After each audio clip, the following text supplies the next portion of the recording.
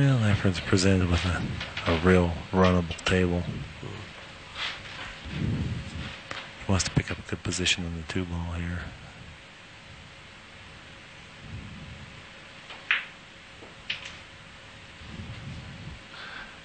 Made it look easy. Transfer from the 3 to the 4 is the only obstacle left for him to deal with, and he wants to get a good angle on the 3 now, so it's easy to get on the 4. Well, I think he got it. He didn't get ideal. I know it's negotiable for him, though. It's going to require some low right-hand spin, and he's going to have to drag the cue ball between the 5 and 7.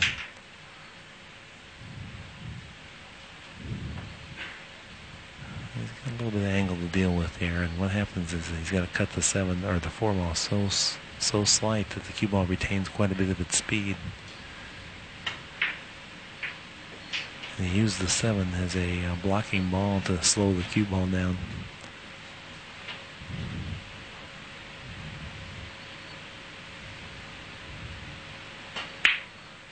You notice with these great players, they don't travel the cue ball very much around the table. It's not running all around it. Unlike what most people think they use vast amounts of English. They really don't. They try to stay in the center of the cue ball as much as possible. The game is so hard that to magnify the difficulty by putting spin on the ball and moving it all over the table only accelerates your chances of mistakes.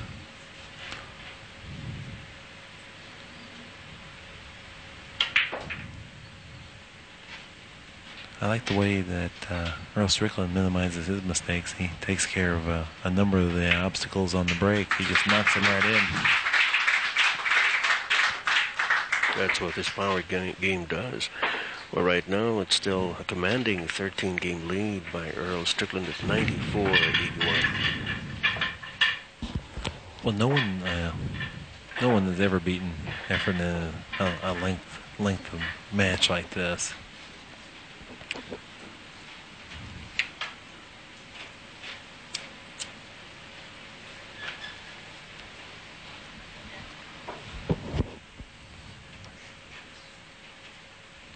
Score at 94-81 in favor of Earl Strickland. Race to 120. Well, there's a dynamic break.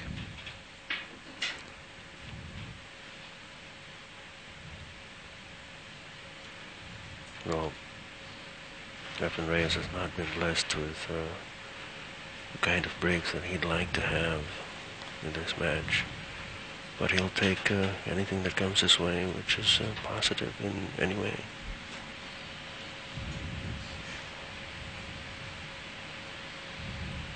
That seems to be the problem here, Mike.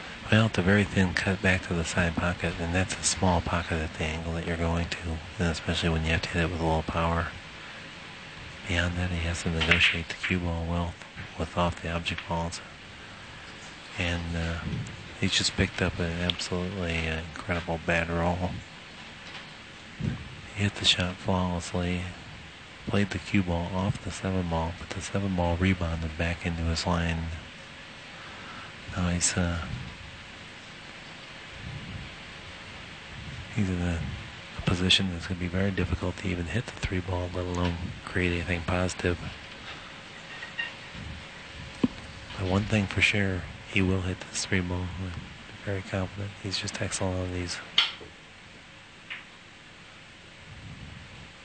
He just couldn't create much positive out of it. He did the most with it once again. Every shot he's played, he gets everything he can out of it, but he hasn't been blessed with good starting shots, either tonight or last night.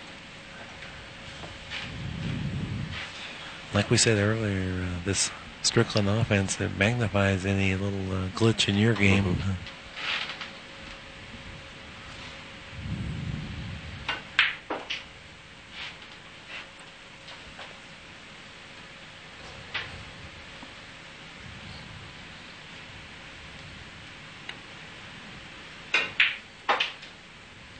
That was a good shot off the rail. Get enough power, enough accuracy. We have a pretty knowledgeable crowd. They recognize those testy shots.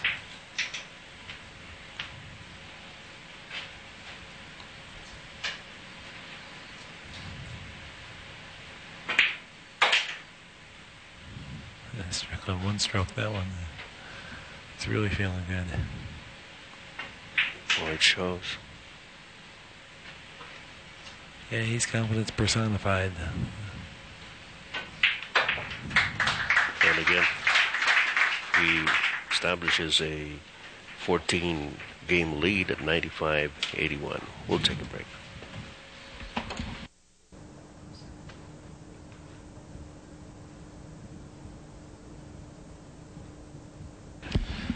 The score at 95-81, 14-game lead here by Earl Strickland. Needs 120 to wrap this up. And he has just exuded a lot of confidence. It looks like he ran into some trouble here, Mike. Well, he hit a good break, but he's blocked on the 2-ball. And I wouldn't be surprised to see him kick at this. Pushing out is not going to end up being real favorable for him, so he may have to make an offensive play at the 9-ball. The way that you would do that is to kick 2 cushions in behind the 2-ball, having the cue ball carom off the back of the 2 and send it into the 9 and the 2 down table, so you might get a 2-way play out of it. Well, he executed the shot properly, and he's been rewarded by good fortune on the other end of the table. But when you hit good shots, those things happen.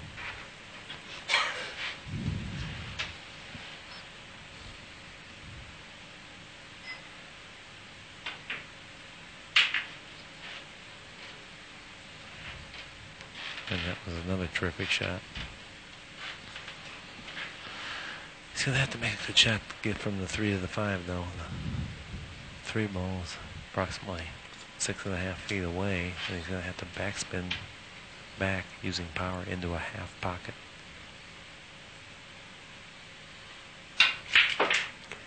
Well, we started tonight's session with a 7-game lead by Earl Strickland. At one point, Efren was able to whittle it down to only 4, but now it has ballooned once again to 14 at 95-81.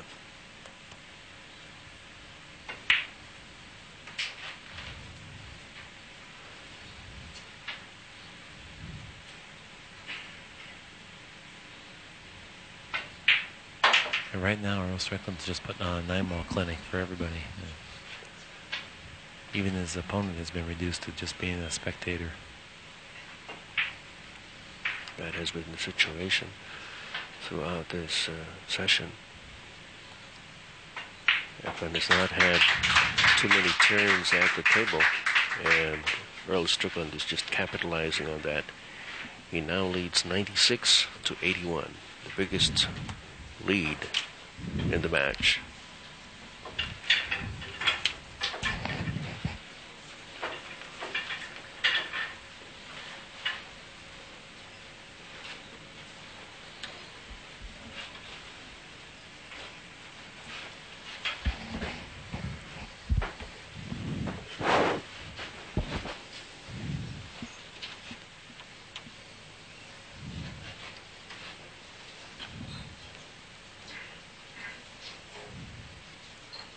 And we have quite an Asian delegation arriving fashionably late.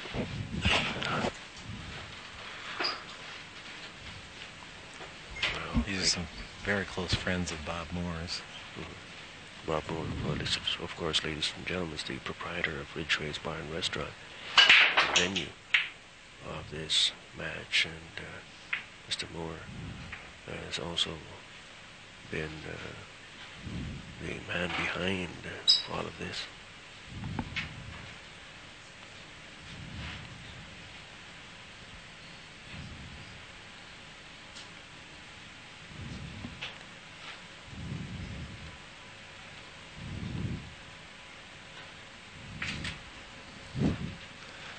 Absolute tremendous safety play.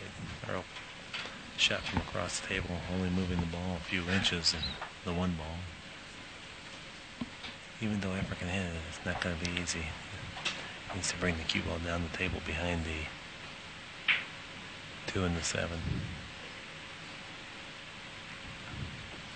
And that's a tremendous shot.